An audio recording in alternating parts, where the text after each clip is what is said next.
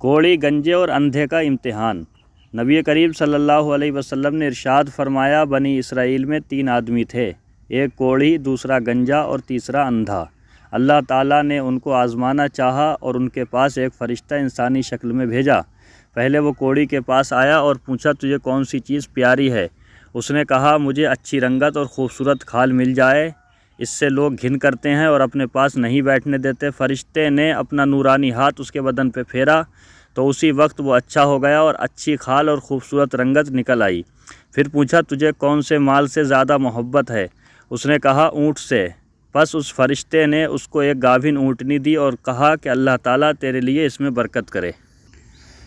اس کے بعد وہ فرشتہ گنجے کے پاس آیا اور پوچھا، تجھے کون سی چیز پیاری ہے؟ اس نے کہا، میرے اچھے بال نکل آئیں اور یہ بلا مجھ سے جاتی رہے جس سے لوگ نفرت کرتے ہیں۔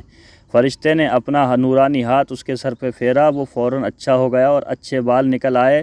پھر پوچھا، تجھے کون سا مال پسند ہے؟ اس نے کہا، مجھے گائے پسند ہے۔ پس اس کو فرشتے نے ایک گابھن گائے دے دی اور کہا، اللہ تعالیٰ تیرے لیے اس میں برکت دے۔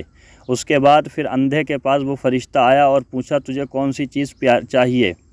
اس اندھے نے کہا، اللہ تعالیٰ مجھے نگاہ درست کر دے کہ میں سب آدمیوں کو دیکھوں۔ اس نے اس کی آنکھوں پر اپنا نورانی ہاتھ پھیر دیا اور وہ اچھا ہو گیا اور پوچھا، تجھے کون سا مال پسند ہے؟ تو اس نے کہا، بکری۔ پس اس کو ایک گابھن بکری فرشتے نے دے دی اور اس کے لیے دعا کی، اللہ تعالیٰ تیرے لیے اس میں برکت دے۔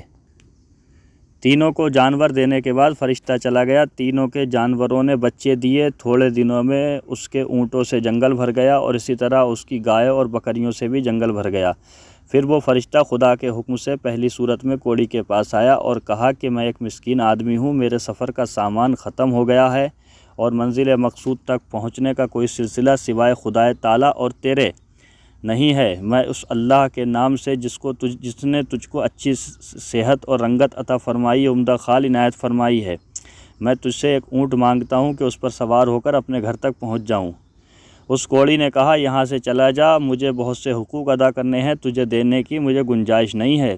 فرشتے نے کہا، شاید تجھ کو میں جانتا ہوں کہ تو وہی کوڑی ہے کہ لوگ تجھ سے گھن و نفرت کرتے تھے، اور کیا تو مفلس نہ تھا؟ پھر خدائے تعالیٰ نے اس قدر مال عنایت فرمایا۔ اس کوڑی نے کہا، واہ، کیا خوب جواب دیا ہے، میں مال تو اپنے پاس پہلے سے رکھتا ہوں، یہ مال تو میری کئی پشتوں سے باپ دادا کے وقت سے چلا آ رہا ہے۔ فرشتے نے کہا، اگر تو جھوٹا ہے تو خدائے تعالیٰ تجھے ویسا ہی کر دے جیسا تو پہلے تھا۔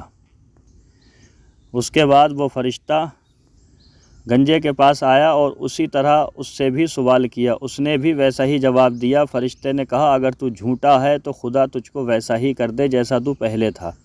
اس کے بعد پھر وہ اندھے کے پاس آیا اور کہا کہ میں مسافر ہوں اور میرے پاس سامان نہیں ہے، آج بجز خدا کے اور پھر تیرے کوئی میرا وسیلہ نہیں ہے۔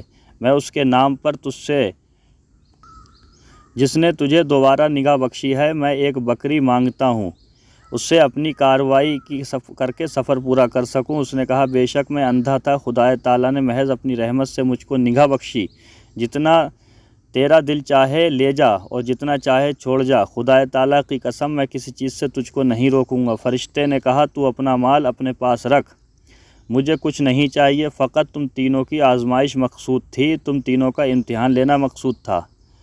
تب وہ لے لیا گیا۔ خدائے تعالیٰ تجھ سے راضی ہوا اور ان دونوں سے ناراض ہوا۔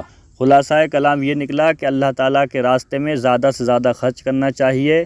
اللہ تعالیٰ جب دولت عطا فرماتا ہے تو اللہ تعالیٰ امتحان بھی لے سکتا ہے، وہ مالک و خالق ہے، لہٰذا بہتر و مناسب یہ ہے کہ اللہ کے راستے میں جو بھی مانگے، اللہ کی راہ میں جو بھی انسان سوال کرے، اس کا سوال کو پورا کرنا چاہیے۔